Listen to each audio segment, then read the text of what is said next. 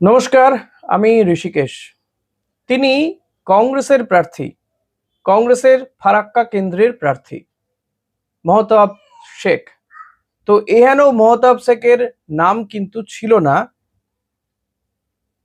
SIR এর যে list, যে তালিকা বেরিয়েছে তার নাম ছিল না, এবং আমি যখন ভিডিও করছি তখনও নেই বলেই জানি। তবে হ্যাঁ, উঠে যাবে, আজকের মধ্যেই উঠে যাবে, কারণ তিনি ট্রাইব্যুনালের দ্বারস্থ হয়েছেন। আর তিনি যার ট্রাইব্যুনালে গিয়েছিলেন বা যার কাছে বিচার পেতে গিয়েছিলেন তিনি হচ্ছেন টি.এস. শিবাজ্ঞানম, কলকাতা হাইকোর্টের প্রাক্তন বিচারপতি। তো প্রাক্তন প্রধান বিচারপতি টি.এস. শিবাজ্ঞানম, তিনি তার অ্যাপিল শুনেই কিন্তু তাকে, তার এবং তার পরিবারকে এই ভোটার লিস্টে অতিরিক্ত তালিকা বার করে যে সাপ্লিমেন্টারি লিস্ট বেরোচ্ছে এখনো পর্যন্ত, যে 60 লক্ষ নাম বাদ গিয়েছিল, 60,06,675 জনের নাম বাদ গিয়েছে লজিক্যাল ডিসক্রিপেন্সির নাম করে, তাতে প্রায় 57-58 লক্ষের নাম কিন্তু মানে নিষ্পত্তি হয়েছে।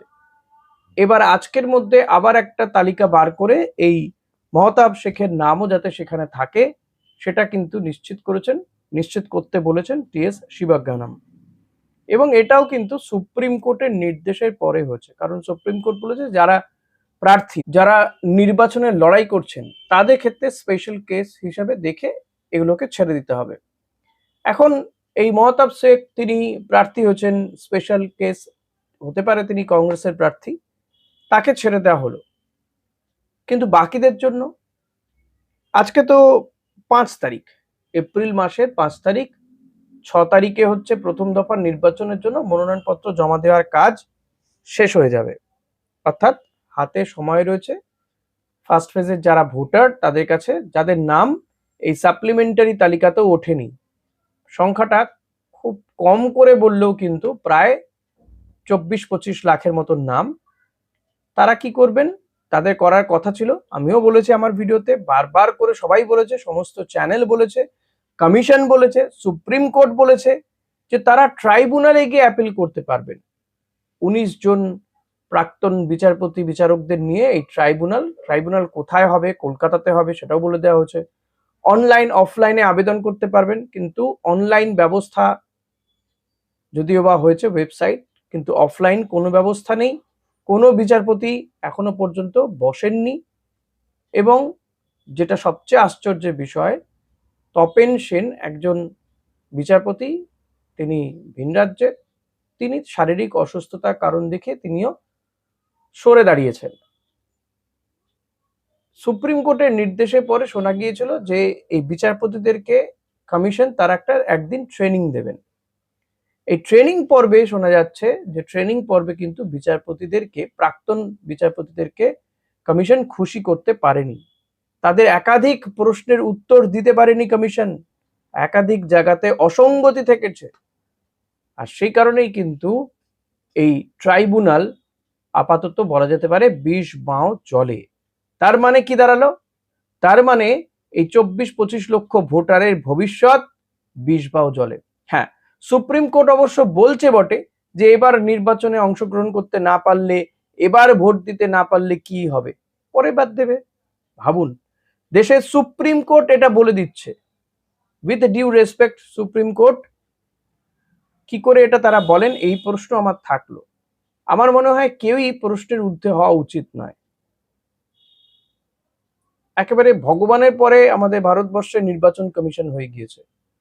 তো আগামী দিনে তো আমার মনে হয় যে প্রধানমন্ত্রী বোধহয় চাইবেন যে আমি বাবা মুখ্য নির্বাচন কমিশনার হতে চাইবো। প্রচুর পাওয়ার, তিনি চাইলে পুলিশ প্রশাসনকে বদলে দিতে পারেন, তিনি চাইলে হয়তো দেশের কোনো একটি রাজ্যের মুখ্যমন্ত্রীকেও বদলে দিতে পারবেন। তার মানে অসীম পাওয়ার তার। হ্যাঁ, এই অসীম পাওয়ারটাই কিন্তু দিয়ে রেখেছে ভারত সরকার। তাকে যে নির্বাচন করছে সেই নির্বাচন পদ্ধতিতেই গলদ। আগে একটা সময় ছিল যখন বিরোধী দলনেতা, পাশাপাশি প্রধানমন্ত্রী এবং সুপ্রিম কোর্টের প্রধান বিচারপতি থাকতেন একটা কমিটিতে, তারা ঠিক করতেন কে হবেন মুখ্য নির্বাচন কমিশন। কিন্তু বর্তমানে এই ব্যাপারটাই পাল্টে গেছে। দেশে প্রধানমন্ত্রী, বিরোধী দলনেতা এবং যারা সরকার চালাচ্ছে তারই কোনো একজন মন্ত্রীকে প্রধানমন্ত্রী সিলেক্ট করতে পারবেন, এক্ষেত্রে অমিত শাহ রয়েছেন। ফলত নির্বাচন কমিশনের মুখ্য নির্বাচন কমিশনার তিনি একেবারে সুপ্রিম পাওয়ার, আর তিনি যা খুশি তাই করছেন। এমনকি এর প্রতিবাদও করা যাচ্ছে না। এই যে কালিয়াচক মোথাবাড়িতে ভাবুন তো, যে বিক্ষোভ দেখানো হলো, হ্যাঁ এটা ঠিক যে বিচারকদেরকে ঘেরাও করা হচ্ছে, 8 ঘন্টা এমনটা বলা হচ্ছে, কিন্তু তলিয়ে দেখলে কিন্তু আরো অনেক কিছু পাওয়া যাবে। এখন এনআইএ কি রিপোর্ট দেয় সেটার উপর একটা ডিপেন্ড করছে। কিন্তু সত্যি কি সেখানে জঙ্গি কার্যকলাপ চলছিল? সেখানে এই মোফাক্করুল ইসলাম তিনি বক্তৃতা দিচ্ছিলেন, কিন্তু সেই বক্তব্য কি সরকারের বিরুদ্ধে? মোফাক্করুল যখন তাকে গ্রেপ্তার করা হচ্ছে, গাড়িতে তোলা হচ্ছে, তিনিও কিন্তু ভারতেরই জয়গান গাইছেন। জঙ্গি কার্যকলাপ তো হচ্ছিল না, তাহলে কেন এনআইএ তদন্ত দেওয়া হলো?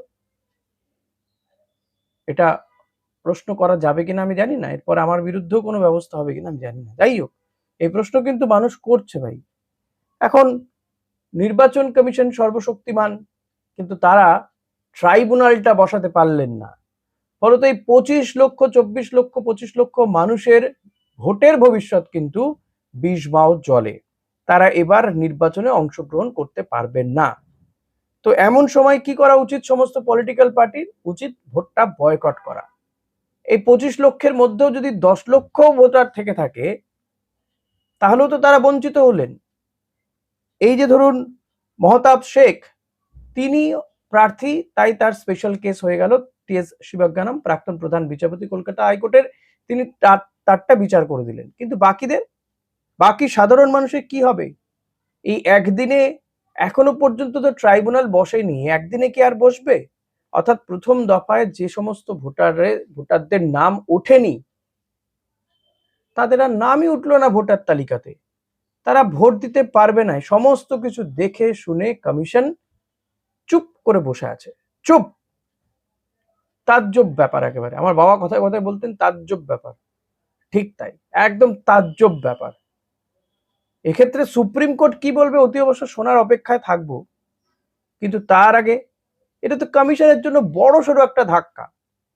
যে মহতাব শেখের বিষয়টা তো দেখিয়ে দিয়েছে যে তার মানে এই যে নির্বাচন কমিশন, প্রথমে তো বিএলও, তারপরে পর্যবেক্ষক, তারপরে হ্যানা, তারপর ত্যানা, এসে লিস্ট বেরোলো 28শে ফেব্রুয়ারি, লজিক্যাল ডিসক্রিপেন্সির নাম করে চলে গেল। ভিন রাজ্যে পর্যবেক্ষকরা এসে দেখছিলেন তৃণমূল কংগ্রেস বা মমতা বন্দ্যোপাধ্যায় সুপ্রিম কোর্টে। ফলত কমিশনের জন্য এটা কিন্তু জোড়া ধাক্কা। একদিকে তারা ট্রাইব্যুনাল বসাতে পারল না, প্রথম দফার নির্বাচনের আগে যে মনোনয়নপত্র জমা দেওয়ার শেষ দিন হচ্ছে আগামীকাল, আজ এখনো পর্যন্ত ট্রাইব্যুনালের বিষয়ে তেমন কিছু জানা যায়নি। কোনো এক্ষেত্রে কোনো রুটম্যাপ নেই। ট্রাইব্যুনালে কেউ গিয়েছে একমাত্র এই মহতাব শেখ ছাড়া আর কেউ কোনো কিছু তথ্য নেই। ট্রাইব্যুনাল বসেইনি।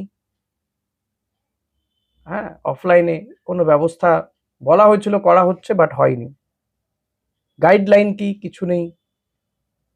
ফলত এই প্রসেসটা আর একদিন বাকি রয়েছে, 6 তারিখ। এই 6 তারিখেও ট্রাইব্যুনাল বসবে কিনা কেউ জানে না। এখন সুপ্রিম কোর্টই ভরসা এই জায়গাতে। সুপ্রিম কোর্টও যদি বলে আর দরকার নেই ট্রাইব্যুনালে, সত্যিই তো এবার ভোট না দিলে কি এসে যায়?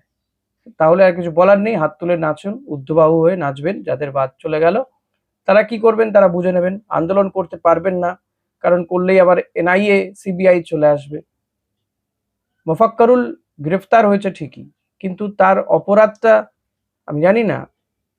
শুধুই কি এই অপরাধটা এটাই যে সে বিচারকদের ঘেরাও করে রেখেছিল বলে সে বা তারা?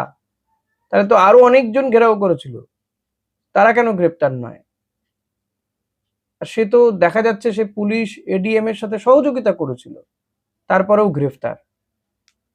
আমি তার জাস্টিফাই দিচ্ছি না, কিন্তু এটাও ঠিক সে হতেই পারে, সে আইএসএফ হতেই পারে, সে মিম, কিন্তু এদের যে দাবিগুলো, এই দাবিগুলো কিন্তু অন্যায্য নয়। যে যতক্ষণ পর্যন্ত না এই ভোটারদের নাম উঠছে, তারা তাদের সমস্ত ডকুমেন্টস রয়েছে। এই মহতাব শেখ দেখুন, তার পাসপোর্ট, তার লাইসেন্স সমস্ত কিছু ছিল, হ্যাঁ, গাড়ির লাইসেন্স থেকে শুরু করে সমস্ত কিছু ছিল, তবু তার নাম বাদ গিয়েছে। কি শুনানি হয় বলুন তো? কি শুনানি হয়েছে? কি করেছে মানুষ? এই বিচারকরাই বা কি করেছেন? কেন মানুষ এদের উপরে ক্ষুব্ধ হবেন না? তারা কি ভগবান? এই প্রশ্ন তো থাকবে আমার। তবে এই কেসগুলো কিন্তু দেখিয়ে দিচ্ছে যে নির্বাচন কমিশনের মধ্যে যে ঘুঘুর বাসা, এবং নির্বাচন কমিশন যে কতটা তারা করাপ্টেড, বা নির্বাচন কমিশন স্বশাসিত আর নেই, তাদের টিকি অন্য জায়গায় বাধা রয়েছে, এটা বোঝা যাচ্ছে। কিন্তু এটা জোড়া ধাক্কা। এক, এই মহতাব শেখকে মেনে নিতে বাধ্য হয়েছে। দুই হচ্ছে এই যে ট্রাইব্যুনালই গঠন করতে পারেনি, এই ব্যর্থতা। এই ব্যর্থতায় সুপ্রিম কোর্টের কিন্তু আমার মনে হয় এক্ষেত্রে পদক্ষেপ করা উচিত। কি পদক্ষেপ করবে সেটার জন্য অতি অবশ্যই জানতে হবে আমাদেরকে। আপনাদের কি দাবি সেটাও আপনারা জানাতে ভুলবেন না। Thank you.